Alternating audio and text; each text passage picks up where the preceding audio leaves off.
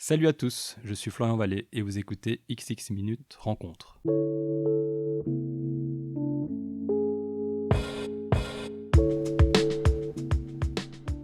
Salut à tous, merci d'écouter XX Minutes Rencontre, le podcast dans lequel mes invités se racontent à travers 5 morceaux de musique. Mon nom est Patrick et dans l'épisode d'aujourd'hui je rencontre Florian Vallée. Florian est un réalisateur belge originaire de Mons. Son premier film, Les combattants du poil sacré, sorti en 2015, et dont le sujet est cette tradition folklorique montoise qu'est le doudou, mais vu par un ethnologue africain, avait fait parler de lui autour de moi. À l'époque, j'ai eu l'occasion de le voir, et j'avais été scotché par sa qualité et l'histoire que Florian nous contait. De là, j'ai commencé à suivre son travail. Et pour son second film, L'Odyssée africaine de la sandale en plastique, dans lequel il nous raconte le destin insoupçonnable et extraordinaire d'un objet du quotidien qu'il détestait étant enfant, c'est-à-dire la sandale en plastique, je l'ai invité à se rencontrer et il a accepté.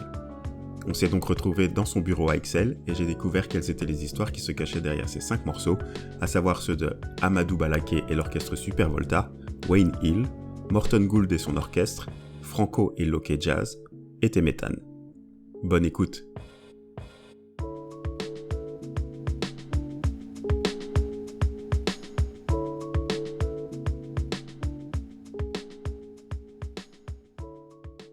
Salut Florian. Salut.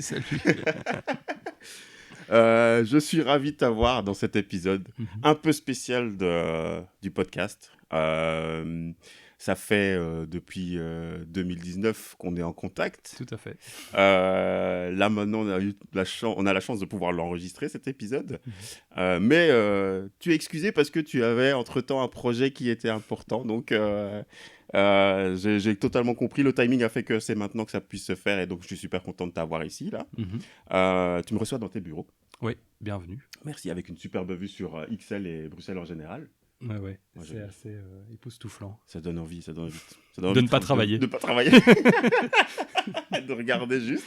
Je te remercie également d'avoir joué le jeu, du coup, de chercher 5 morceaux de musique. Et pour cet épisode spécial, c'est 5 morceaux de musique qui t'ont influencé pour ton projet. Oui, ça m'a accompagné, en fait. Ok. Ouais.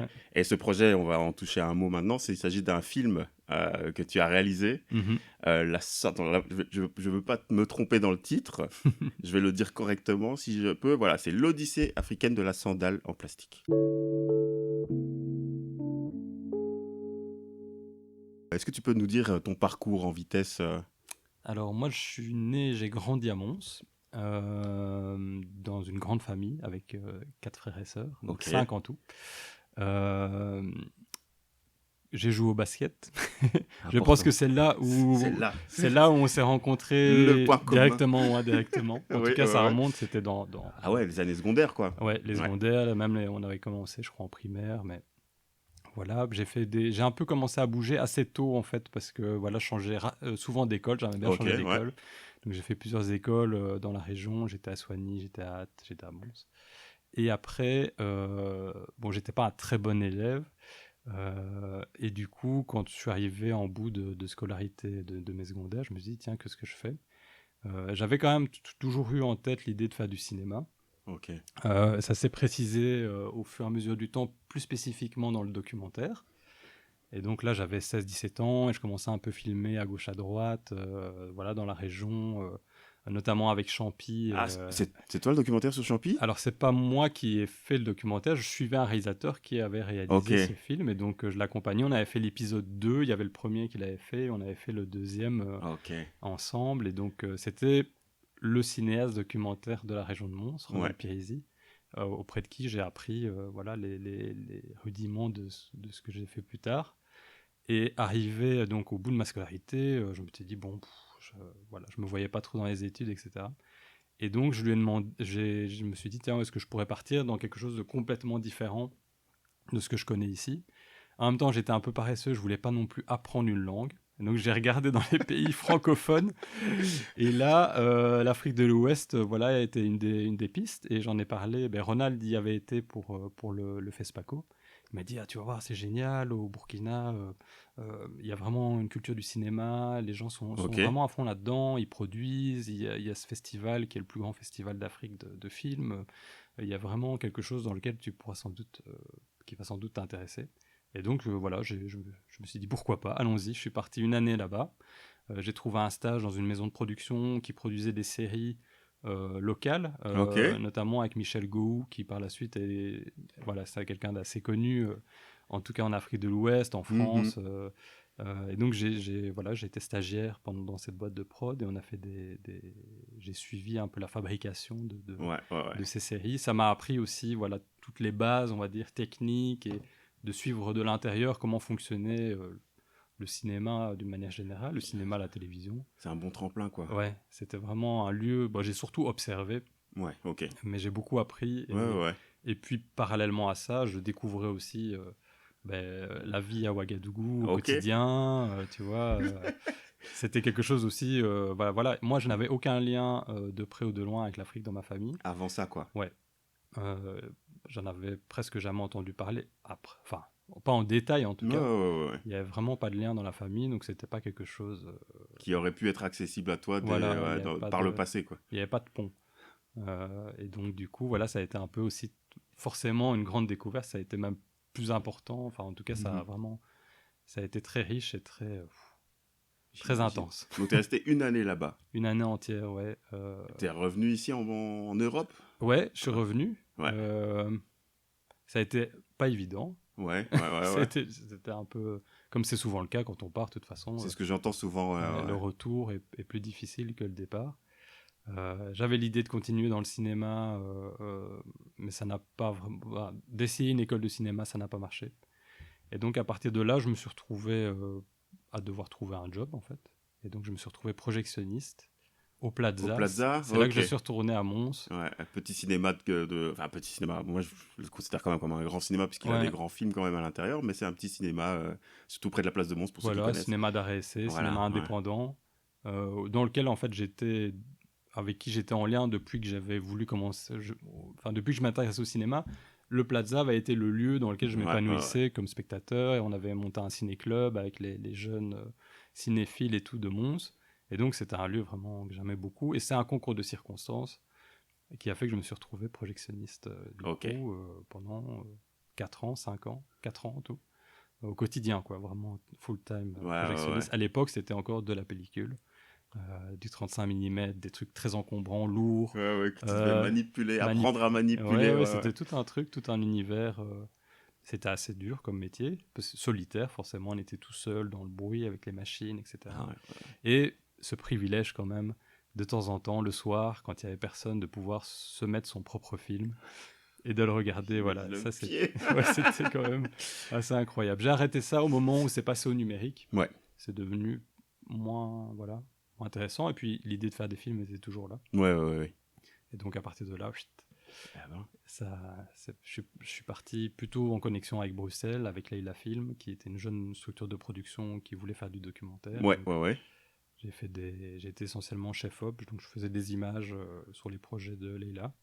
Et donc c'est là que j'ai continué, on va dire, à développer le... T'as été autodidacte en fait, en gros. Ouais, en gros, plutôt autodidacte. Ouais. Et toi, ta passion pour le cinéma t'a mené à faire ce documentaire, quoi. Ouais, d'abord comme tu le disais, sur Mons. Sur Mons, c'était produit par Leila, donc c'était un peu ça qui faisait le lien. C'était le premier film. J'avais fait d'autres films, au Burkina notamment, ou au Sénégal aussi, mais où j'essayais en fait plus que c'était pas un film, on va dire, professionnel. C'était plus des tentatives. Et voilà, là, Les Combattants du Poil Sacré, c'était un premier film. Faut savoir, rien que celui-là, l'idée, elle est terrible. Demander inviter un ethnologue africain à venir comprendre et essayer de décortiquer ce que c'est que la ferveur, toute cette ferveur qu'il y a autour de ce spectacle, de ce show qui est le doudou. Moi, le concept, il m'a accroché direct. Mais en fait, c'est un truc que qui nourrit encore maintenant mes envies de film. C'est cette position de l'entre-deux, c'est-à-dire que tu pars de chez toi suffisamment longtemps pour oublier toute une série de choses, en tout cas pour perdre tes habitudes. T'es plongé dans une autre réalité, puis tu reviens chez toi et là tu es un étranger, à la fois un étranger, en même temps un initié, parce qu'en fait t'es les deux. T'as pas tout oublié, mais en même temps il y a des choses qui te paraissent étranges, et notamment ce rituel barbare, ou en tout cas tout à fait spectaculaire pour qui ne l'a jamais vu. Ouais. Et donc cette position d'entre-deux, comme ça, c'est quelque chose qui, moi, me nourrit le plus dans mes envies de film. Celui sur les combattants, sur le doudou, c'était vraiment ça, et je l'ai, entre guillemets, stimulé en invitant un anthropologue, ethnologue, Moussasso malien, à venir avec moi rencontrer des pratiquants. Et ici, même chose sur la sandale en plastique. Juste, mais dans l'autre sens, c'est-à-dire prendre un objet qui pour moi était hyper familier, parce que c'est des chaussures que je mettais, que je détestais plutôt même quand j'étais enfant, et de le voir différemment, c'est-à-dire de me plonger là, plutôt dans les histoires et les récits de ce qu'elle a connu en Afrique, pour me rendre compte qu'elle avait vécu c'était une toute autre réalité. Ouais. Le même objet, mais des regards complètement différents. Et donc, à partir de ce documentaire, en tout cas, tu as voulu partir du documentaire pour faire ta sélection de 5 morceaux. Oui. Est-ce que ça a été facile pour toi de trouver les 5 morceaux ? Alors, ça a été facile, oui et non.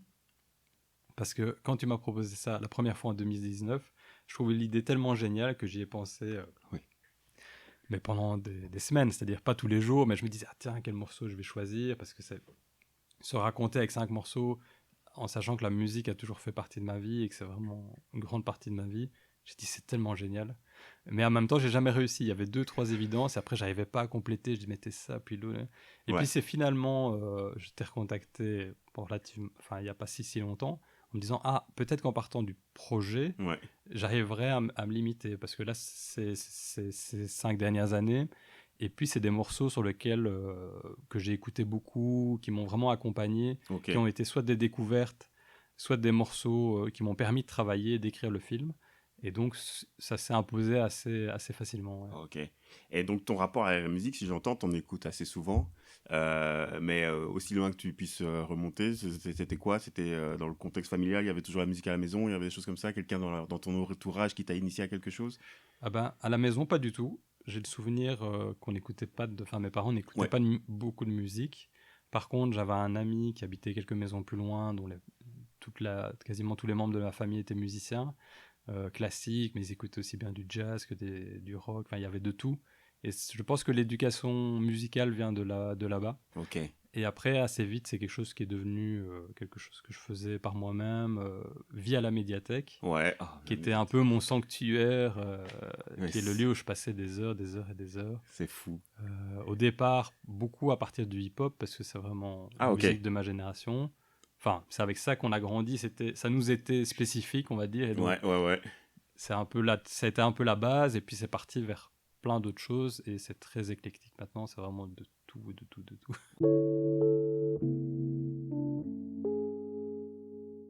Quand j'ai reçu ta sélection de ces 5 morceaux, je savais qu'on allait partir du coup un peu du projet, mais en même temps, j'ai l'habitude de démarquer à chaque fois quand j'écoute les 5 morceaux l'un à la suite de l'autre.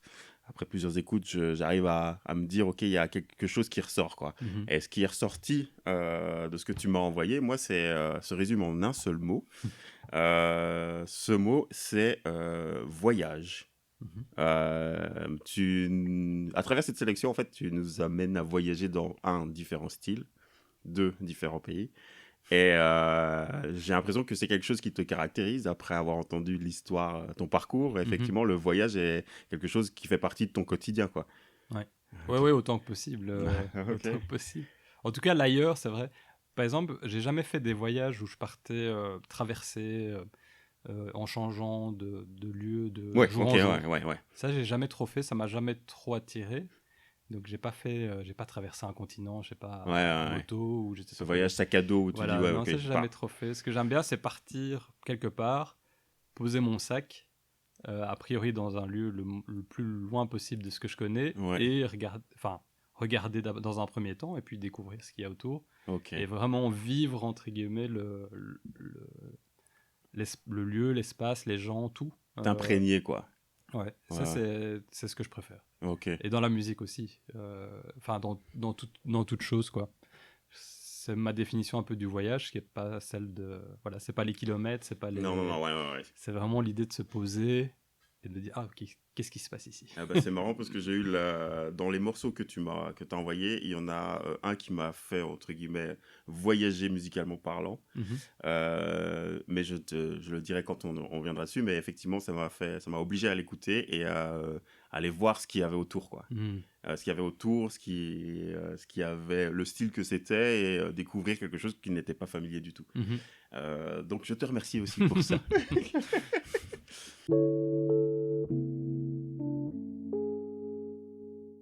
On va démarrer alors avec un premier morceau.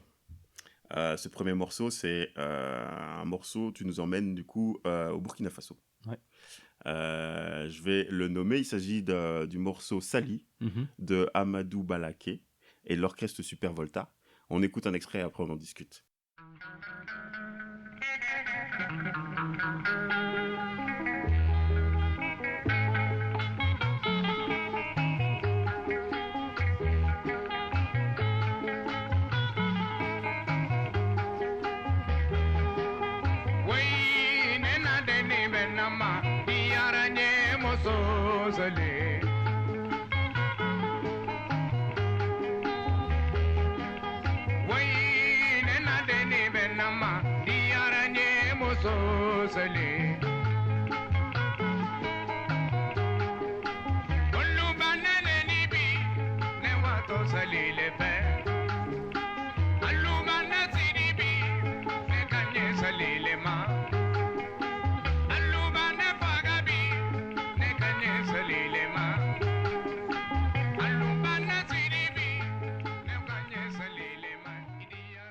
Florian, pourquoi tu l'as mis dans ta sélection, celui-là ?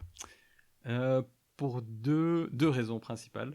C'est déjà, Amadou Balaké, c'est une histoire d'amour, je dirais. En tout cas, c'est quelqu'un qui m'a marqué assez jeune, et notamment dans ce premier séjour au Burkina, quand j'avais 20 ans.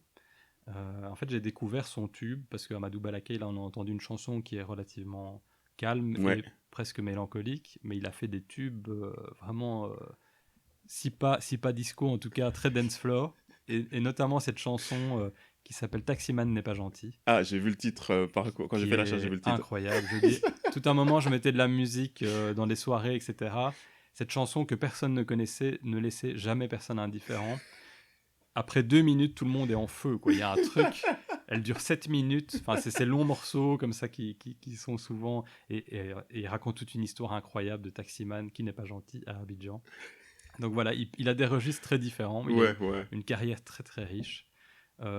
J'ai eu la chance de le rencontrer juste avant, il est décédé quelques mois plus tard, quand je suis retourné au Burkina, c'était en 2013-2012. Ouais, il est décédé en 2014. Ouais, et en fait, il se produisait essentiellement le dimanche après-midi au Sport Bar, qui est un lieu de Gunga à Ouaga, qui est des lieux qui ont aujourd'hui quasiment disparu, mais qui sont fantastiques, qui étaient un peu les boîtes de nuit des tontons et tatas, donc des personnes de l'âge de nos parents. L'idée, c'était que les orchestres jouaient des longs morceaux toute l'après-midi, et on venait danser. Souvent, il y avait un dance floor, mais on restait pas dessus, c'est-à-dire que tu viens, tu danses ton morceau, tu vas te rasseoir. Voilà, et entre eux, il y a des petits, voilà, on boit un coup, machin, les palabres, ça discute. Les bières restent posées sur la table, et à la fin, on les compte pour avoir l'addition. Et tout ça, cette ambiance du sport bar, c'était mon lieu préféré à Ouaga. Donc, j'ai passé des longs moments, et c'est là que j'ai découvert tout ce patrimoine de la musique ouest-africaine, parce qu'ils jouaient ses propres morceaux, mais en fait, ils interprétaient plein de choses. Et même parfois musique congolaise, etc. Qu'on appellerait rumba au sens vraiment très large du terme. Donc des années 50 jusque dans les années 70-80, tout y passait, quoi, tout le répertoire. Et donc c'est là que j'ai découvert ça à travers lui. Il y avait aussi le Bembaya Jazz, enfin toute la musique aussi, le croisement entre la rumba et la musique mandingue en général. Tout ça, c'est quelque chose qui m'a vraiment accompagné tout ce premier séjour, et qui m'accompagne encore toujours aujourd'hui. Et donc Amadou Balaké, c'est vraiment le pilier de ça, quoi, de cette musique qui m'accompagne encore aujourd'hui. Et sa rencontre, c'est un moment, j'ai une photo de nous deux qui m'a vraiment beaucoup ému. Je ne savais pas qu'il était malade à l'époque, mais tu vois, le fait de l'avoir revu. Ouais. Je me dis, c'est génial, quoi. T'as pu échanger avec lui, du coup, on a discuté un petit peu et tout ça. Bon, voilà, il chantait, il était assis, hein, pour te dire. Il était quand même vraiment... Il était âgé, quoi. Mais il était toujours là.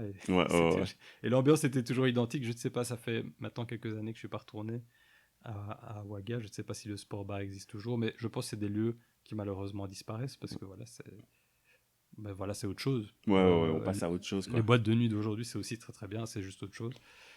Et tout ça pour dire que du coup, c'était un morceau. Enfin, c'est quelqu'un d'important dans ma vie, en tout cas dans la musique et dans ce que j'écoute, qui représente tout un courant plus large. Et aussi, ce morceau en particulier, pour le rattacher à Sally, c'est un répertoire que je connaissais moins de lui parce que c'est des choses qui ne jouaient pas au sport bar typiquement. Ah oui, ok, ouais. C'est plus le courant qu'ils appellent boléro, donc c'est des morceaux qui sont plus mélancoliques, plus slow, plus calmes, et que moi je trouve vraiment hyper profond. Enfin, il y a un autre morceau que je pense du Mbeye Jazz aussi, qui s'appelle Armée guinéenne. Ce sont des morceaux comme ça où il y a une grande part pour l'instrument. Il y a beaucoup de solos. Il y a là ce solo magnifique de guitare en crescendo là qui monte au milieu, qui est vraiment incroyable. Et pourquoi j'ai sélectionné pour le film ? Parce que je trouve qu'il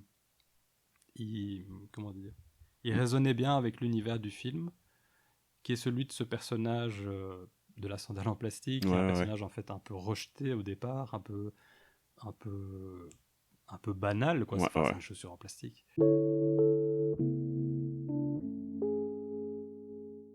Le morceau intervient dans le film au début, hein, c'est ça Je crois que ça intervient à un moment qui pour moi est plutôt doux amer dans les moments des indépendances. C'est au moment des indépendances, c'est un moment dans le film qui est, je dis doux amer parce que quelque part ces indépendances c'est magnifique.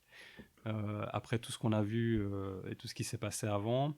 Et en même temps on sent très vite que c'est déjà un peu phagocyté plutôt par, là en l'occurrence, c'est représenté par cette entreprise qui s'appelle Bata, qui va chercher à tirer profit un maximum parce que pour eux s'ouvre un nouveau marché. Enfin, on va pouvoir vendre plein de choses aux consommateurs africains. Et je trouve que du coup, le constat est un peu amer, c'est-à-dire que quelque part, la décolonisation, ça a été la privatisation des colonies. Donc, l'État en tant que tel est parti, mais ce sont les entreprises qui l'ont remplacé. Alors, c'est tout autre chose, mais il est resté quand même ce truc un peu merde, tu vois. Tout à fait. Et le morceau, du coup, dans sa tristesse, mais relativement douce, exprime assez bien cet état d'esprit-là. Ce qui était important pour moi aussi, c'est qu'on présente souvent la musique populaire d'Afrique de l'Ouest, ou africaine en général, sous un côté hyper joyeux, festif, ce qui est en partie vrai, mais je veux dire, les répertoires sont nombreux, et celui-là en particulier, moi, me touche super fort. C'est vraiment beaucoup plus dans l'émotion, dans l'introspectif, dans quelque chose qui est langoureux, un peu, qui est super touchant, quoi. Et qui est à mon sens, on en parle assez peu, et c'est peu mis en avant. Ouais, c'est vrai. Généralement, ce genre de morceaux raconte des histoires aussi. Aussi, c'est des histoires. Des histoires, comme tu l'as dit, un peu plus profondes et un peu plus deep. Bon, je sais pas, toi, tu as eu accès à la langue, du coup, quand tu étais au Burkina ? Il y en a plusieurs. Là, je pense qu'ils chantent pas en bambara. Ils chantent en bambara. À mon avis, qui est une des langues les plus parlées du côté ouest de l'Afrique. Qu'on dit au Burkina Djoula, en fait. Ils ont renommé Djoula, mais c'est un dérivé. Mais toi, du coup, quand tu étais là-bas... Non, moi, je parlais, comme je t'ai dit, j'étais un peu paresseux. Donc, j'ai appris toutes les formules de politesse au marché, tout ça. Pas de problème. Je pense qu'elle reviendrait d'ailleurs si j'y retournais. Mais là, comme ça, non. Mais après, en dehors de ça, non, je parlais surtout en français. On va continuer avec un autre morceau, si tu le veux bien. Tout à fait, allons-y. Bon, pour celui-là, je n'ai pas grand-chose comme information. Ouais. Et là, tu m'as mis... La plupart d'ailleurs des morceaux, pour l'instant, enfin, certains de ces morceaux-là ont été difficiles Enfin, j'ai eu du mal à me renseigner, en tout cas sur les internets. Mais pour celui-là, j'ai vraiment eu difficile. Il s'agit d'un morceau de Wayne Hill. Ah oui. si j'ai bien compris. Le morceau s'intitule Left Bank 2, entre parenthèses Vision on a Gallery Team. On écoute un extrait et après on en discute.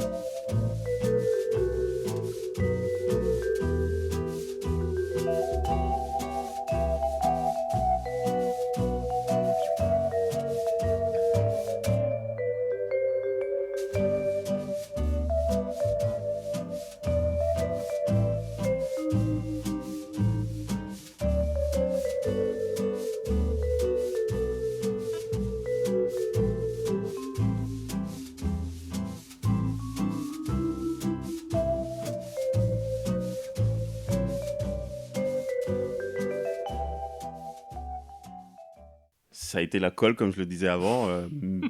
Merci en tout cas pour la découverte. Désolé pour le piège. Et la prise de tête surtout. Ouais, c'est ça. Pourquoi il se retrouve là, celui-là? Alors, en fait, c'est un morceau, tout un pan de la musique que je connaissais absolument pas, qu'on nomme la musique d'ascenseur, que personne ne connaît, que tout le monde connaît, mais que personne n'a jamais pris le temps de vraiment écouter en dehors des ascenseurs ou des supermarchés. Ouais. Et comme moi, j'ai vu directement un lien avec la sandale, parce que c'est le truc, la musique générique, fabriquée au kilomètre, invisibilisée totale. Elle est là, mais tout le monde s'en fout. Ouais.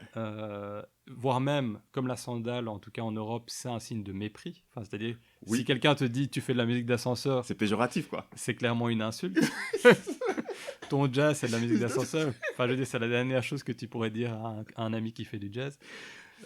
Bon, pour toutes ces raisons, je lui ai trouvé, elle a gagné ma sympathie, comme la sandale d'ailleurs, pour ce truc de dire c'est de la musique populaire, ça fait partie vraiment de notre culture, tout le monde identifie tout de suite ce que c'est, et pourtant tout le monde s'en fout. Ouais. Tout le monde se désintéresse de ça, et donc j'ai exploré autant que ma patience le pouvait, parce que ça tape quand même sur le système. J'ai exploré les méandres de la musique d'ascenseur, et ce morceau est vraiment ressorti du lot, parce que quand on l'écoute bien, attentivement, ce qui est rarement le cas de la musique d'ascenseur, on découvre en fait toute la richesse et tout le fait que c'est vraiment un travail, c'est un vrai travail, c'est de la vraie musique. Elle peut être parfois faite automatiquement, mais ici c'est pas du tout le cas. On est en 63 quand on sort le morceau. C'est vraiment un travail. C'est beau, en fait, c'est vraiment beau. Et après, je me suis dit, mais en plus, elle me paraît très familière cette musique. Enfin, il y avait quelque chose en moi qui résonnait. Je me dis, mais comment ça se fait que je connais ça? Je connais. Bon, 63, j'étais loin d'être né. Au Deleuze, il passe plus ça depuis longtemps. Donc, c'est pas ça. Et en fait, c'est la musique c'est pas le générique, mais de Little Big Planet, qui est un jeu auquel j'avais pas mal joué sur PlayStation 3. Et c'est la musique d'attente du début, quand tu choisis ton bonhomme, qui fonctionne super bien avec l'univers du jeu. Et c'est là que j'ai connecté, je fais ouais, en fait c'est ça aussi, tu vois. Donc c'est souvent ça avec la musique, comment distinguer la valeur que tu lui donnes aux souvenirs que tu y associes, même souvent inconsciemment. Donc là c'est clairement une musique qui pour moi existait déjà avant que je l'entende, et quand je l'ai entendue, je fais en fait elle est magnifique. J'ai envie de te dire que quand j'entends cette histoire là, je me dis c'est le phénomène, je considère ce genre de musique comme de la musique populaire aussi, tu vois. Dans le sens où elle reste dans ta tête sans que tu le veuilles. Ouais, c'est malgré tout. Et elle reste là. Même ce morceau, moi, en fait, j'ai pas entendu, comme je t'ai expliqué en off, ma compagne a entendu le morceau, elle m'a dit, ça me dit quelque chose. Et en fait, je suis persuadé que ce n'est pas le morceau qui lui dit quelque chose, mais c'est le style de musique et l'utilisation des vibraphones. Ouais, c'est ça. Ça, t'as déjà entendu, quoi. D'office. T'as déjà entendu. Et je trouve ça génial. Ouais, c'est vraiment des choses qui sont parmi nous et qu'on ne regarde pas, qu'on méprise, qu'on met de côté, et qui, en fait, quand on s'y intéresse... Faut que les gens ouvrent les yeux parfois. En tout cas, une fois de temps en temps, parce que c'est clair qu'une soirée entière, enfin, tu vois. Et ma compagne disait, mais qu'est-ce que t'écoutes? Alors évidemment, je faisais ça avec le casque à la fin, parce que c'est un truc, c'est quand même insupportable à un moment. Oh là là. Moi, je vois, quand j'entends ce genre de musique, j'imagine l'Angleterre, je sais pas pourquoi, j'imagine l'Angleterre, salon de thé, avec tu vois, une lumière tamisée, avec du tapis partout sur les murs, du tapis au sol, et chacun a son petit thé et sa petite pipe, et on discute de choses et d'autres. des small talk pendant des heures. Ouais, c'est ça. Mais c'était d'ailleurs, est-ce que c'était... J'avais relevé que c'était un label qui s'appelait Musac. D'ailleurs, la musique s'appelle Musac parce que c'était un label qui produisait ça au kilomètre à l'époque. Et je pense que c'était des Anglais. C'est fou. Ils ont vraiment gagné beaucoup d'argent avec ça. À mon avis, pas les compositeurs, mais eux. Ouais. Mais je crois qu'en Belgique, on était aussi... Il y avait des musiciens talentueux qui... ce genre de jazz était aussi populaire ici en Belgique, dans le sens où on en produisait aussi beaucoup. Ah oui. Je ne sais pas pourquoi, j'ai pas de nom en tête là, mais je sais que ce genre de musique-là, en Belgique, on savait le faire, quoi. Et j'ai l'impression d'avoir vu un documentaire, je pense, au cinéma là-dessus, sur un compositeur belge, d'après-guerre, qui s'était spécialisé, mais je sais pas si c'était dans les big bands ou si c'était dans ce genre de musique. Mais j'ai l'impression, pour moi, ça me rappelle aussi, en Belgique, on est capable de le faire, quoi, ce genre de choses. En jazz, il y a une histoire de la musique jazz en Belgique hyper forte, encore maintenant. Et d'ailleurs, c'était une des pistes, je l'ai mis aussi parce que ça a été une des pistes de travail à un moment. Le film devait être davantage une enquête. Ouais. Là, c'est davantage un récit. Ça, c'est une histoire. C'est vraiment une histoire quasiment pour enfants. Enfin, c'est presque un conte. Au départ, il y avait une piste qui était davantage celle qui a été mon travail pendant ces quelques années, de celui de l'enquête qui est menée. Et donc, j'avais été plus dans le répertoire du jazz. Enfin, j'avais plus de fantasmes dans le répertoire du jazz, entre ça et la musique notamment qu'il y a dans Catch Me If You Can de John Williams. Du jazz aussi avec du vibraphone, mais quelque chose de plus rythmé, de plus mystérieux, avec l'enquête film noir, quoi. Voilà, c'est ça. Et le truc qui avance, etc. Donc, ça a été Et c'est resté, en fait, finalement, dans la musique qui est composée aujourd'hui par Benoît Simbé, le compositeur. Il y a encore de vagues influences, mais on en parlera avec le morceau d'après, qui sont restées quand même de ce morceau, et en tout cas du truc un peu... voilà, ça reste vraiment, il reste un soupçon. J'ai une question par rapport au travail de recherche, parce que ce genre de documentaire, de film... Moi, la première chose qui en ressort, c'est les images d'archives. Ah oui, mais comment vous avez fait, quoi? Ça a été des heures. Quel travail, quoi. Des heures, voire en fait quelque part des années. Parce que comme cette histoire, personne ne s'y est jamais intéressé, elle n'est répertoriée quasiment sous rien, à part son invention en France.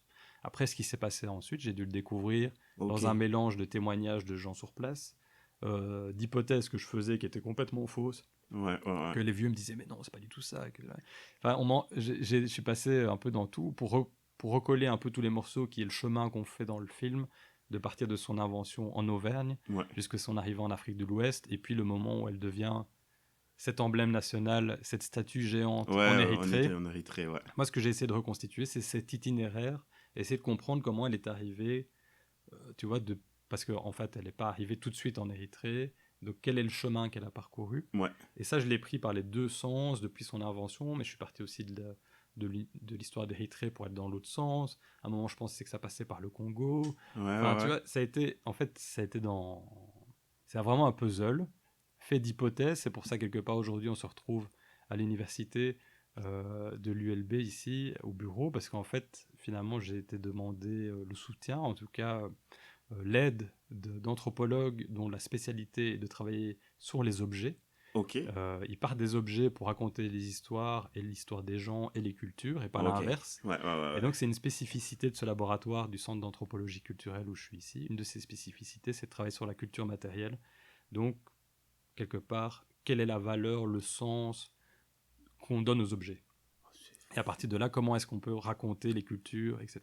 Et donc, quand je suis arrivé avec cette histoire un peu farfelue de sandales en plastique, j'ai été vraiment pris au sérieux ici, parce qu'en fait, ici, tout le monde fait ça. C'est leur quotidien, quoi. Voilà, c'est des casseroles en aluminium. Enfin, il y a plein d'objets comme ça, parfois farfelus, parfois moins, mais qui sont des vecteurs comme ça de recherche. Et donc, j'ai eu ici l'aide, l'accompagnement méthodologique aussi, pour essayer de faire ça le mieux possible, parce que c'était vraiment une enquête irrésolue, quoi, un truc à résoudre.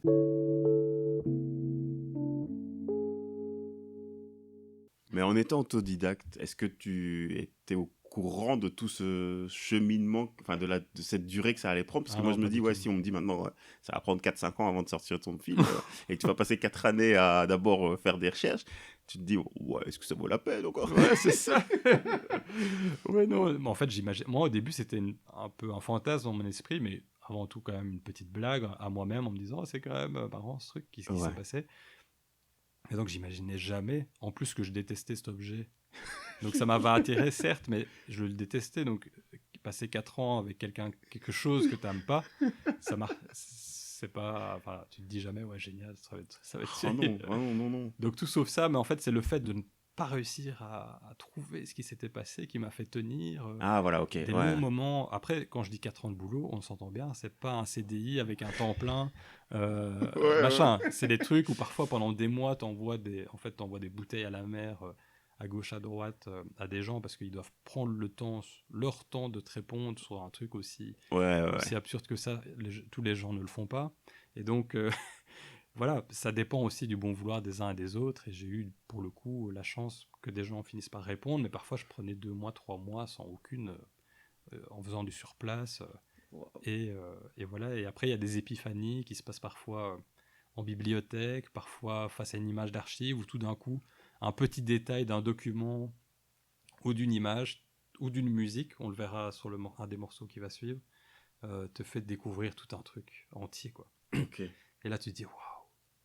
C'est ça. C'est ça que j'aime bien aussi dans le documentaire, c'est que au niveau visuel, il y a certaines images certaines images filmées sur lesquelles vous avez été mettre en avant justement le détail de la sandale.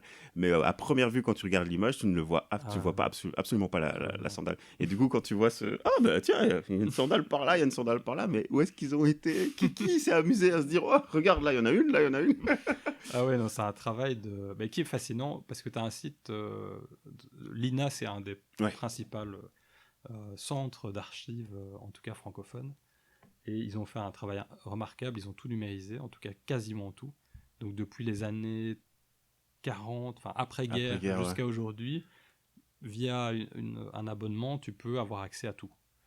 Et donc c'est des heures, enfin je dis des heures, c'est des jours et des jours de vidéos, en l'occurrence là sur la période coloniale, et qui sont souvent abominables parce qu'en fait c'est le point de vue toujours colonial sur ce qui se passait là-bas, donc c'est plus souvent, voilà, politiquement c'est lourd, quoi. C'est plein de clichés, plein de trucs abominables. Donc il a fallu regarder ça souvent, parfois en avance rapide, mais pour essayer de choper du coup ces moments magnifiques, comme il y a un moment, le défilé de l'indépendance au Sénégal, où tu as 5 rangées de jeunes gars en pleine forme, ils sont peut-être 50 et ils marchent tous avec des sandales en plastique pour le défilé de la fête d'indépendance, et tu dis waouh, tu vois, là tu touches un truc. Là, tu es content d'avoir passé 4 heures à regarder les... C'est ça, tout le reste. Et en fait, c'est ça. Et en fait, il n'y a aucun mot-clé, que ça soit sur Internet, dans les bases de données de l'INA ou autre, ou universitaire, sandales en plastique n'est pas un mot-clé. C'est ce que j'allais poser comme question, parce que justement, l'INA, je me dis, ok, ils ont dû faire le travail d'avoir mis sandales en plastique en mot-clé, tu tapes dessus sur leur truc. Ils pourraient m'engager pour que je le fasse, mais en général, ils ne l'ont pas fait. Il y a quelques documents, mais en général, ils ne l'ont pas fait. Et même chose sur toutes les photos. Est-ce que je peux dire de toi, parce que à entendre toute cette histoire, est-ce que je peux dire de toi que tu es quelqu'un de très patient? Et en même temps de patient et t'as un objectif et tu t'y tiens, quoi. Ouais, j'y vais à mon rythme, alors je dirais comme ça, parce que moi je suis assez lent, même au basket, je joue plutôt dos à l'anneau, ou dans le fauteuil, dans le coin. Non, je dirais, non, en tout cas, c'est chouette en fait, dans le documentaire, c'est ça qui fait peut-être aussi la différence avec le reportage, ou en tout cas le travail en télévision. On est toujours sous pression, il faut produire beaucoup de contenu, etc. Ici, il y a vraiment l'idée inverse, de vraiment mettre tout de côté, de se plonger sur un seul et unique chose, et d'y consacrer vraiment tout le temps nécessaire. Et encore, on se dit souvent, oh merde, j'aurais pu encore y passer 5 ans.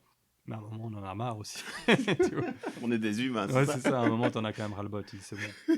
Là, ce truc, j'ai compris. À un moment, quand même, l'histoire s'est résolue. J'ai dit, ok, ça marche. Maintenant, il faut faire le film. Ouais. Mais j'ai l'impression aussi, que c'est un mode de fonctionnement chez toi, justement, où comme tu l'as dit au tout début, quand tu étais au Burkina Faso, tu as décidé de rester au Burkina Faso, quoi. À Ouaga, tu es resté à Ouaga, quoi. Ouais, même quasiment dans le quartier où j'étais. Donc, tu es resté là et tu t'es imprégné de ce que tu pouvais découvrir là. Et pour le documentaire, c'est la même chose. Le travail documentaire, c'est... tu as un sujet... Et à partir de ce sujet-là, tu creuses. Et après, il faut remonter pour pouvoir en tirer quelque chose avec ce que tu as redécouvert. Ah quoi. Ouais, c'est ça. Et il y a souvent une dépression, je sais pas si c'est le bon mot, mais un down après un long voyage, parce que tu es tellement dedans. Quand tu reviens à des trucs, en plus, encore une fois, sur un truc comme une chaussure en plastique, c'est complètement, tu vois, absurde. Mais quand tu sors de là, tu vois, c'est quand même un délire, quoi. Donc, tu te dis, ok, là, je dois reprendre, repartir sur autre chose, mais quoi? Enfin, tu vois, il y a une période de deuil presque de cet univers un peu spécial dans lequel tu t'es enfermé, quoi.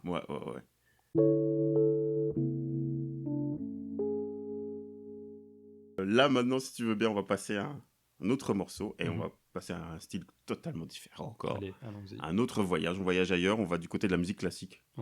T'as choisi un morceau de Morton Gould et son orchestre. On va dire ça en français, je ne vais pas le dire en anglais. Morton Gould et son orchestre. All the Things You Are. On écoute un extrait et après on en discute.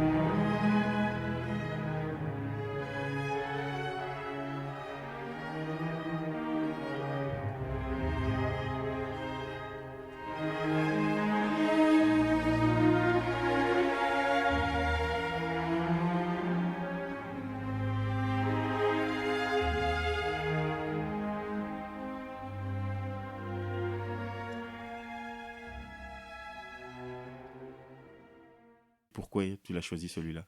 En fait, il y a encore une fois plusieurs raisons. Le point de départ, ça a été un ami compositeur, Aldo Plato, qui avait composé les musiques notamment du Poil Sacré, mais d'autres projets sur lesquels j'avais travaillé. Et on devait travailler ensemble sur celui-ci. Malheureusement, ça n'a pas eu lieu. Mais quand on a fait des recherches et que je suis arrivé avec un peu les idées que j'avais en tête, il m'a orienté vers cette musique qu'on appelle light music, musique légère, que je connaissais pas du tout, qui est une espèce de sous-musique classique. C'est-à-dire, il y a ce côté, les instruments qu'on connaît, violon, etc. Il y a cet orchestre, mais c'est de la sous-musique classique. C'était de la musique qui était essentiellement, enfin qui a commencé, je pense, dans les années 30, surtout dans les années 30, qui était produite pour être tournée en boucle sur les radios, pour accompagner des pièces de théâtre, certains films de série B. C'est de la musique, encore une fois, comme la musique d'ascenseur ou autre, de fond. Certes, là, elle a cet aspect classique, voilà. Aujourd'hui, on pourrait dire c'est une musique noble, mais en fait, à l'époque où elle était produite, pas du tout. C'était une musique, comme on dirait un film de série B, tu vois. C'est bien travaillé, c'est propre, c'est pro, mais voilà, c'est de la musique qui n'a pas la noblesse d'un opéra ou d'une symphonie. Tu vois, ce sont des morceaux passe-partout, plus petits, c'est des pièces uniques souvent. Là, en l'occurrence, c'est un peu différent. Enfin, ce titre, All the Things You Are, c'est devenu un grand standard, notamment dans le jazz. Quand il est sorti, après, il y a toute une série de musiciens de jazz afro-américains qui s'en sont emparés, qui en ont fait des versions diverses et multiples. Il y en a je ne sais pas combien, hein, des centaines et des centaines de versions. Mais moi, ce que j'aime bien dans celle-ci, proposée par Morton Gould, c'est ce côté orchestral tout à fait classique, mais désuet. C'est-à-dire que je trouve qu'il y a une fragilité dans l'orchestre, dans le dispositif. Ça voudrait sonner comme un grand opéra ou une grande symphonie, et en fait, pas vraiment. Tu vois, il y a ce côté un peu Oui, un peu. C'est pas cheap, mais si, je dirais cheap pour faire le lien avec la sardine en plastique. Voilà, c'est ça. Ouais. C'est-à-dire que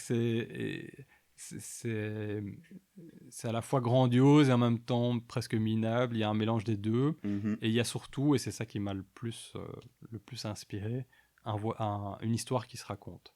Donc on passe dans différentes émotions. Il y a de l'enthousiasme, il y a de la tristesse, il y a quelque chose qui s'emballe, il y a de la mélancolie. Enfin, on passe dans différents états. C'est un morceau qu'on dirait conceptuel si ça avait été du Gainsbourg ou autre. Vraiment un morceau qui te raconte une histoire quasiment de bout en bout.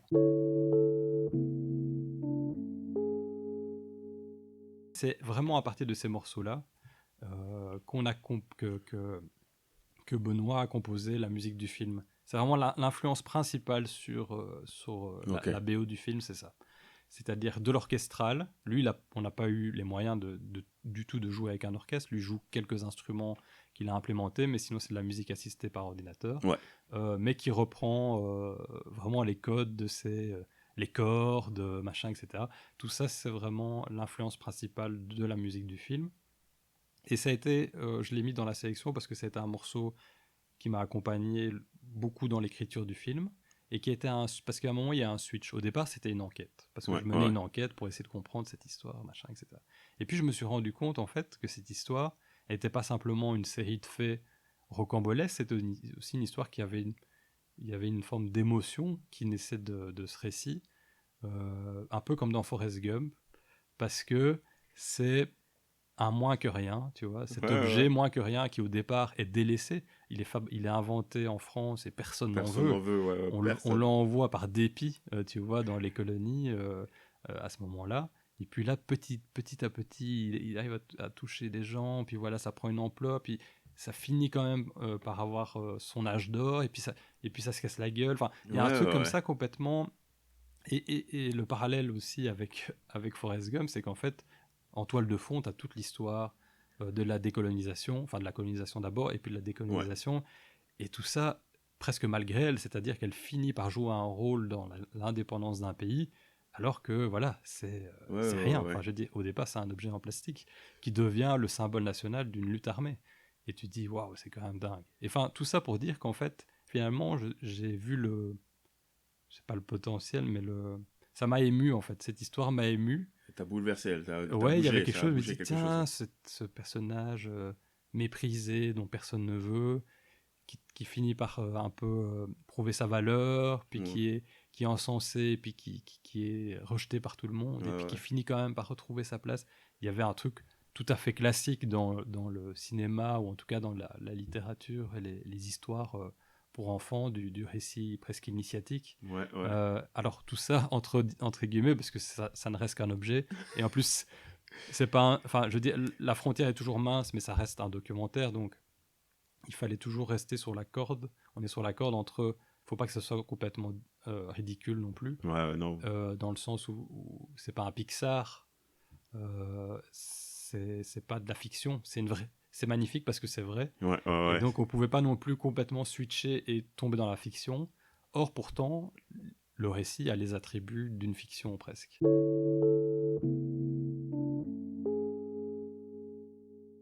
On va passer à un autre morceau. Là tu me ramènes chez moi. Là tu me ramènes chez moi avec Franco et l'orchestre OK Jazz. Et c'est pas n'importe quel morceau. Il a été difficile à trouver. J'avoue, il n'est pas sur les plateformes de streaming. Donc, si vous allez écouter la playlist que je vais faire pour Florian, à mon avis, sur Spotify, vous l'aurez pas. Vous aurez peut-être un autre morceau. Mais sur YouTube, vous allez l'avoir sûr et certain. Et si vous allez voir le documentaire, ou si vous avez la chance de voir le documentaire, il se retrouve dedans. Il s'agit du morceau... Attends, j'essaie de retrouver le titre. Pourtant, il est simple. Pas un pas sans bata. On écoute un extrait et après on en discute. Yango kwami na mijos. Boza kenda biko? Tokena bata kutu babi numéro sapata janja pe bimi kuna. Na solo. Ya solo. Nzambe penza. Se bimite faute ya yuko. Seko na bata lu ya kitoko hein? Oh.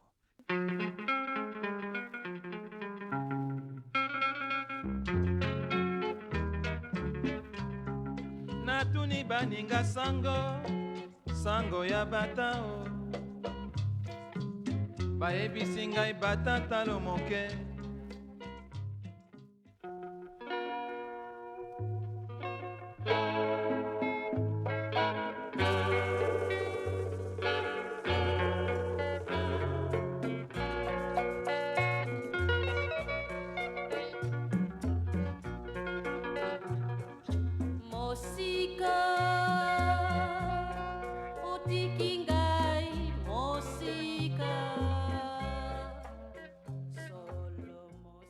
Morceau qu'on retrouve dans ton documentaire, dans ton film. Du coup, était-ce la raison? Oui. Mais c'est quand même, il y a vraiment une anecdote derrière ce morceau assez incroyable. En tout cas, je disais tout à l'heure, Epiphanie, ça en était une. Parce que Bata, pour moi, je connaissais, mais pas du tout Bata. Bata, c'est une entreprise multinationale, mais qui a eu son heure de gloire davantage dans les années 60, 70, jusqu'à 80. Mais quand je suis né, il y avait Brantano, il y avait machin, mais Bata, j'avais jamais entendu parler. Soit, j'avais jamais imaginé que cette entreprise existait, mais quand bien même qu'elle avait un rôle dans cette histoire de chandail en plastique, je ne savais pas du tout. C'est en allant rencontrer des vieux en Côte d'Ivoire où je pensais avoir trouvé en fait le lieu où les gens avaient repris les usines du français. Ouais. Ça, c'était l'hypothèse. Et en fait, ils m'ont dit non, c'était Bata. Et je dis, mais Bata quoi? C'est quoi ce truc? Et donc, à partir de là, j'y ai consacré quasiment une année parce que Bata, c'est monstrueux. Enfin, je veux dire, j'aurais pu faire un film, voire 3 films rien que sur l'histoire de Bata. Ok, ouais. Parce que c'est l'histoire d'un entrepreneur tchèque qui, dans les années 30, enfin de père en fils déjà, mais qui lui a eu l'idée de vraiment. C'est vraiment la mondialisation avant l'heure. Mm-hmm. C'est la proto-mondialisation. Il est parti aux 4 coins du monde et souvent dans des pays où il y avait quasiment pas ou peu de circuits de distribution, en Asie, en Afrique, en Amérique latine, etc. Et il a adapté ses produits pour vendre là-bas, toute une série de... Non, il n'a vendu que des chaussures. C'était de la chaussure. Ouais, c'était de la chaussure. Avec un modèle de société paternaliste assez incroyable, où les gens vivaient Bata, travaillaient Bata, et donc il y avait les écoles Bata, les salles de sport Bata, les cités Bata, tous les gens qui travaillaient pour Bata avaient comme ça une espèce de... Comme les cités du nord de la France. Oui, ouais. Dont des poils Godin, les familistères, voilà. Mm-hmm. C'était vraiment une vision à la fois hygiéniste, paternaliste et totale de ce que devait être le travail. C'est-à-dire quand on travaillait chez Bata, on mourait Bata et on vivait Bata de bout en bout. Ce qui maintenant ne marcherait plus du tout. Non, là on est passé dans autre chose. Ouais. Toujours été... Quoique, quand on regarde... On essaie de revenir à ce genre de mentalité. Walt Disney, on l'en parlait tout à l'heure, le faisait. Bon, lui maintenant, c'est plus vraiment le cas, mais les Google, Facebook et compagnie fonctionnent un peu sur ce modèle familial en mettant en avant les liens entre les gens pour renforcer la fidélité à l'entreprise. Et donc tout ça, c'est quelque chose qui existe depuis longtemps, mais Bata l'avait fait dans une mesure incroyable. Enfin, et aux 4 coins du monde. Et tout ça pour dire que ce pan de l'histoire qui constitue maintenant quasiment un tiers du film m'était vraiment complètement inconnu. Et donc j'ai été rechercher des archives à gauche à droite en France dans un premier temps où ils avaient une grosse usine Bata. Et puis de fil en aiguille, je me suis retrouvé à Toronto, à l'université de Toronto, où en fait l'entreprise avait finalement migré en fin de parcours. Et donc le siège était là-bas. Et donc ils ont légué toutes leurs archives de l'entreprise à l'université de Toronto. Mais il faut savoir que les archives de Bata, d'une entreprise multinationale qui a existé pendant 40, 50 ans, si on reprend le tout début de l'histoire. Et donc, en fait, c'est monstrueux. Enfin, je veux dire, la pièce qu'on a ici autour de nous, je ne sais pas, ça fait peut-être 15-20 mètres carrés, elle est remplie du sol au plafond. Et donc, moi, j'ai dû chercher là-dedans, avec encore ce mot-clé qui n'existait pas de sandales en plastique, qu'est-ce qui s'était passé? Et donc, j'avais des matériels de la photographie, j'avais des documents internes de l'entreprise qui sont des rapports de vente, etc. Donc, j'avais quand même déjà tout ciblé sur l'Afrique. Voilà, je savais quand même où chercher, entre guillemets, mais j'ai épluché pendant des jours et des jours là-bas des documents à la recherche de trucs. Et puis, à un moment, il y avait aussi des bandes visuelles et des bandes audio. Mais tu vois, les bandes audio... les gros, comment on appelle ça encore? Les grosses bandes, ouais. C'est ça, les bandes à l'ancienne, quoi, qui ont disparu, je crois, dans les années 80. Et dans ces bandes, il y avait plusieurs choses qui concernaient le Congo notamment, et une bande où il était marqué publicité, Congo, machin, etc. Et donc là, ils me mettent à disposition cet enregistreur, ce lecteur de bande, qui est déjà toute une histoire. Heureusement, mon passé de projectionniste m'a permis de manipuler. Ça a quand même servi à ça. Et puis là, je lance ce truc et j'entends ce qu'on vient d'entendre ici. C'est tout cet échange en lingala autour de Bata. Je reconnais au début de la chanson la voix de Franco, que je connaissais quand même, quelqu'un que je connaissais bien. En tout cas, j'avais... dont la musique t'était familière et la voix t'était familière du coup. Ouais. Et là, je découvre ça et je suis traversé par un frisson, tu vois, de bout en bout. Je me dis, mais c'est quoi ce bijou, quoi? Je savais qu'il y avait un lien entre Franco et Bata parce que préalablement, j'avais trouvé des photos de Franco en sandales en plastique avec des calicots de Bata dans le dos. Je savais qu'il avait chanté pour la bière, je savais qu'il avait chanté pour...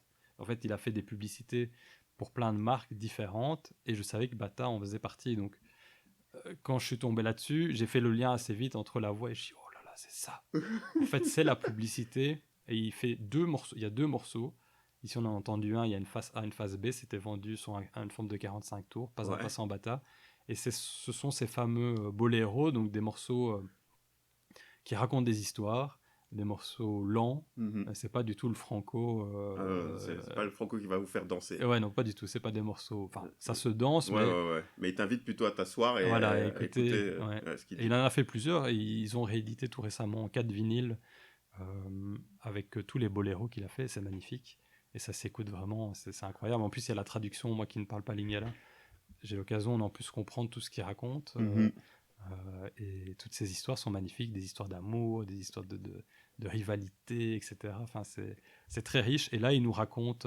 c'est vraiment de la publicité. Ouais, ça a été une commande, quoi. C'est une commande, quoi. Là, c'est limite... c'est l'esprit Bata, c'est-à-dire avant, j'avais rien au pied, maintenant j'ai Bata, je porte la Bata, merci Bata. Et il dit tout, voilà, il dit, voilà, c'est des chaussures pas chères que tout le monde peut acheter, nanana. Et quand tu écoutes la musique et que tu ne parles pas la langue, tu te dis, c'est un morceau mélancolique. Ouais, ça doit être triste ce qu'il raconte. Et donc, pour toutes ces raisons-là, ce frisson que j'ai eu, le sens que ça avait, parce qu'en fait, ça raconte quelque chose de l'histoire de Bata et de toute sa philosophie de marketing en Afrique. Pour le fait d'avoir un morceau de Franco dans un documentaire, dans un film qu'on fait oh putain, la classe.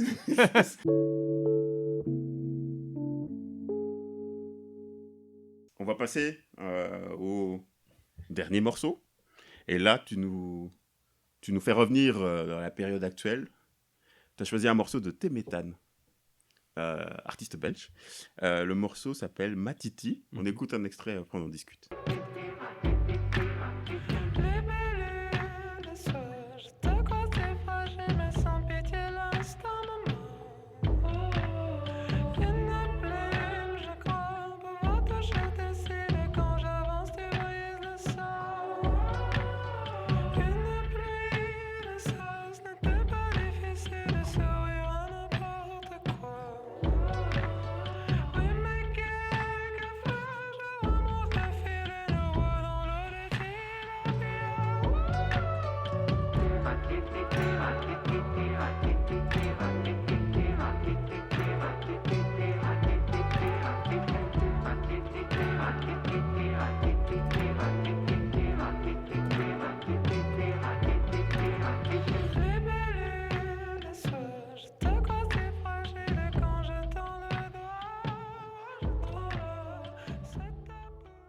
Florian, pourquoi tu l'as mis dans ta sélection, celui-là? Alors, je l'ai mis parce que c'était travailler avec Temetan, c'était une envie qui arrivait assez tôt dans le projet. Parce que je savais qu'on allait à un moment dans le film repasser à aujourd'hui, alors que le film se passe essentiellement dans l'histoire. Il y a beaucoup d'archives, machin, etc. Et puis à un moment, on arrive à aujourd'hui parce que la sandale est toujours présente dans toute une série de pays d'Afrique. Et je voulais une musique qui puisse accompagner ça, qui soit à la fois qui est quelque chose qui est du groove, qu'on sente qui est quelque chose d'entraînant, ce qu'il y a dans beaucoup de musique de Temetan. Et en même temps, il y a un côté qui est vraiment fort dans sa musique, qui résonne avec la thématique du film, c'est qu'il y a un côté presque enfantin, dans la manière parfois dont il chante, dans les arrangements, il y a quelque chose qui nous renvoie en enfance. qui est très ludique comme ça, qui nous renvoie vraiment... C'est un mot que j'associerais à Temetan, ludique. Ouais. Il y a un côté ludique. Et en même temps, il y a un côté, si on écoute vraiment ce qu'il chante, extrêmement triste. Ouais. Ça parle toujours de choses tristes. Il y a vraiment une mélancolie dans ces textes. Et en fait, si on n'y fait pas attention, on ne le saisit pas directement. Et donc, il y a comme ça une double lecture, un contraste qui était pour moi, que j'espère, en tout cas, c'est ce que j'ai voulu mettre dans le film aussi. C'est un objet de l'enfance, un objet dont on pourrait rigoler. Et finalement, l'histoire est presque tragique. En tout cas, elle est dramatique. Quoi. Dramatique, il y a beaucoup de rebondissements, de choses comme ça. Et puis, il y a la guerre, il y a plein de choses. Ouais. Et donc... je dirais que connaissant bien son travail, ça me paraissait évident. Maintenant, il fallait encore qu'il accepte. Il est bien voulu. Et donc, il a le morceau qu'on entend ici, Matiti, c'est personnellement ma chanson préférée de lui, mais qui n'est pas dans le film. Ouais. Il a composé un morceau. Il a récupéré un morceau qu'il avait en travail avec Noza et qu'ils ont mis à disposition du film. Je le savais. C'est le morceau qu'on entend à la fin. Ouais, c'est le morceau de la fin. Qui est inédit pour le coup. Raison pour laquelle il n'est pas dans la playlist, parce qu'il n'est même pas encore sorti sous support. J'ai reconnu la voix en fait. Ouais. Et la voix, je me dis, mais ça, c'est nous, ça, c'est Temetan, ça. Et j'avoue que j'ai pas regardé à la fin s'il était dans les crédits, mais j'allais te poser la question de savoir si c'était lui, parce que en plus, il y a le morceau, comme tu l'as dit, arrive au moment où on voit des images actuelles, où je trouve ça fascinant d'ailleurs, ces plans où on ne voit que des pieds. On ne voit que des pieds avec des sandales en plastique. Et quand tu écoutes les paroles de Temetan, c'est genre j'ai été délaissé par tout le monde, j'ai eu mon moment de gloire ou des choses comme ça. Et les paroles vont bien avec les images, mais t'entends cette musique un peu... un peu joyeuse, machin. Il y a une... Elle reste en tête, quoi, la musique. Il y a un côté super dance floor, il y a une loupe de musique, je pense que c'est sud-africain. Voilà, c'est ça. Et puis, le titre de la chanson s'appelle « Un beau bébé ». Et effectivement, les paroles sont assez dures. Et donc voilà, ça marche. Pour moi, ça marchait. Et quand il m'avait envoyé 2 propositions, et celle-là, elle est vraiment arrivée comme une évidence. L'autre était un peu plus calme, si je me rappelle bien. Moi, je voulais un truc pour sortir du film, pour aller boire un coup, quelque chose qui nous amène aussi vers le contemporain, où aujourd'hui, toute cette histoire s'est calmée. Je peux te dire que tu as réussi ton coup, alors. Vous avez réussi votre coup, monsieur. Par contre, j'ai vu, donc, comme je te disais en off, quand on suit l'histoire de cette sandale, actuellement, elle existe encore, quoi. Ouais. Quand on tape sandales en plastique ou sandales en plastique maintenant, sur Google, je suis tombé sur des Gucci à 390 €. Ouais. Et là, j'ai halluciné. J'ai fait, mais je pensais vraiment qu'elle était morte, mais non, il y a une résurgence. Il y a des trucs. Bon, la mode, c'est vrai, s'empare assez facilement de ces rejetons comme ça pour en faire... tu vois, c'est assez classique, surtout des grandes marques. Je pense que d'autres l'ont fait avant Gucci, de prendre comme ça des symboles de trucs naze ou has-been et de dire, regardez, nous aussi, en fait, c'est un truc marketing pour montrer qu'on peut faire du luxe avec n'importe quoi. Parce que ce qui compte, c'est la marque. Et donc, ça les met réellement en valeur. Ça met en valeur la marque plus que la chaussure, parce qu'elle coûte 399 €. En gros, à Abidjan, vous les avez pour 1,50 €. Enfin, pour 1500 CFA, c'est à peine 2 €. Mais par contre, ce qui est intéressant dans cette chaussure Gucci, que j'avais tout un moment exploré, c'est qu'elle a soulevé de l'indignation. Ok, c'est ce que j'allais te demander. Il y a eu tout un mouvement d'indignation. J'en ai plusieurs en Côte d'Ivoire, j'en ai eu au Cameroun, en Érythrée. Où les gens disaient, mais arrêtez, c'est de l'appropriation culturelle, Gucci, c'est dégueulasse, c'est vraiment se foutre de la gueule des gens, machin, etc. Et ce qui est vraiment intéressant, comme c'est souvent le cas dans les objets populaires, c'est qu'en fait, pour chacun, pour les Camerounais, c'est une chaussure camerounaise fabriquée au Cameroun, qui est née au Cameroun. Pour les Érythréens, c'est le symbole national en plus de la lutte et du pays. C'est érythréen, c'est 100% érythréen, personne d'autre ne porte ça que les Érythréens. Même chose en Côte d'Ivoire, etc. Enfin, en tout cas, c'est une idée auquel les gens ne pensent pas beaucoup, mais quand on l'attaque comme ça, un symbole, où les gens disent, mais ça, c'est à moi, ça. On vient me prendre mon truc. Alors, avec le concept d'appropriation culturelle, c'est facile à coller. Et donc, il y a eu tout un mouvement comme ça sur Twitter, essentiellement, d'indignation par rapport à Gucci, ce qui évidemment fait les affaires de Gucci, parce que eux, ce qu'ils veulent, c'est de la visibilité, en faisant, c'est de la provocation, et donc ça marche. Mais moi, j'ai trouvé ça touchant, en tout cas significatif, que chacun se dise, mais non, ça c'est 100% camerounais, ça. Et en fait, les gens ne connaissent pas, évidemment, toute l'histoire qui est derrière. Hein, mais... Ça va être trop fort quand ils vont découvrir le documentaire. Ouais.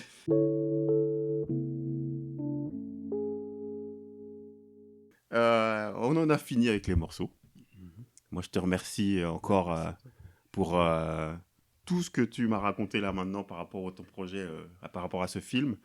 Est-ce que tu sais où est-ce qu'il sera projeté dans le futur? On a une projection qui est prévue à Bruxelles le 27 septembre Août. Août, ok. Ouais. Ça, à mon avis, il sortira après. Ouais. Par contre, le film sera aussi diffusé sur la RTBF le 6. Okay, non, qu'est-ce que je dis? Bêtise. Le film sera diffusé sur la RTBF le 11 septembre à 22h45. Ça, c'est la prochaine diffusion connue. Ok. Voilà. Alors, il y en aura d'autres, mais... J'invite les gens à aller le regarder parce que ceux qui sont fans de culture populaire, c'est un objet à ne pas manquer. Un documentaire à ne pas manquer parce que, on en a tous vu ces sandales en plastique. Ça tombe même porté. Oui, surtout. Moi, je ne l'ai jamais porté, je pense. Non. Enfin, je n'ai pas de souvenirs en tout cas et je n'ai pas de photos pour le prouver. Bon, ça va, tu n'as pas été traumatisé, c'est déjà ça. J'ai 2-3 petites questions pour terminer. La première est de savoir quel est le dernier morceau que tu as écouté là aujourd'hui. Est-ce que tu te souviens du dernier morceau ou est-ce que tu sais voir quel est-ce que tu as écouté en dernier lieu, le plus proche de ce moment-ci? Ouais. Alors, c'est une période particulière de ma vie parce que je suis jeune papa depuis 7 mois et demi maintenant. Ok. Et pour la première fois de ma vie, je n'écoute plus de musique. Enfin, c'est pas tout à fait vrai, mais en fait, avant, la musique, c'était vraiment du matin, quand je me lève, etc. C'est parti. Et puis à différents moments de la journée. Et là, en fait, les petits moments de calme où on n'est pas avec le petit pour l'instant qui n'est pas à la crèche, alors c'est le silence que j'écoute. et c'est merveilleux. Ok. Et donc, c'est pas tout à fait vrai parce qu'en fait, de temps en temps, quand le petit est de bonne humeur et que ça se passe bien, alors on écoute de la musique, on danse ensemble. Ok. Et donc, le dernier morceau sur lequel on a dansé avec lui, en fait, c'était Temetan, la chanson qui s'appelle Améthyste. Améthyste, ok. Que j'ai en 45 tours, et donc on l'a mis, et il aimait beaucoup, et on a dansé avec lui. Excellent. Et enfin, qu'est-ce que tu te souhaites? Aujourd'hui, on va se quitter. L'enregistrement sera fini, on va pas repartir chacun dans nos vies. Mais qu'est-ce que tu te souhaites? Là, en fait, le film est terminé depuis 1 an. On a fini le montage il y a 1 an, quasiment. Ah ouais. Ok, ouais. Et comme tout le monde, on était ça correspondait au 2e confinement. Ok. Et donc le film n'a pas été vu, il n'a pas été partagé. J'avais imaginé faire le présenter d'abord en salle, éventuellement des festivals quand il est sélectionné, et puis retourner au Sénégal, en Côte d'Ivoire, le faire voir en fait aux gens déjà qui ont contribué, et puis au public que ça intéresse. Et bon, jusqu'à présent ça n'a pas eu lieu, donc il y a une première diffusion qui a eu lieu au festival de Mons il y a de ça 2 semaines. C'était la toute première, quoi. Ça faisait quasiment vraiment 1 an que le film était terminé, donc c'était chouette. Il y en a d'autres qui vont suivre, et donc ce que j'espère et ce que je me souhaite, c'est que ça puisse continuer, qu'on ne retombe pas encore dans ce truc. Et puis surtout de pouvoir retourner au Sénégal et en Côte d'Ivoire, en Érythrée éventuellement, en tout cas tous les pays dans lesquels la sandale a eu une importance quelconque, de pouvoir aller rencontrer les gens, leur présenter, ceux qui ont participé, leur présenter le résultat. Pour moi, c'est une partie hyper importante du projet, évidemment. En tout cas, moi, je te le souhaite. Moi, je souhaite qu'il soit vu, parce qu'il mérite d'être vu. Et je te remercie encore Merci à toi, pour ce moment partagé là et les histoires que tu as partagées par rapport à ta sélection musicale. Je te souhaite une bonne continuation. Toi aussi. Merci.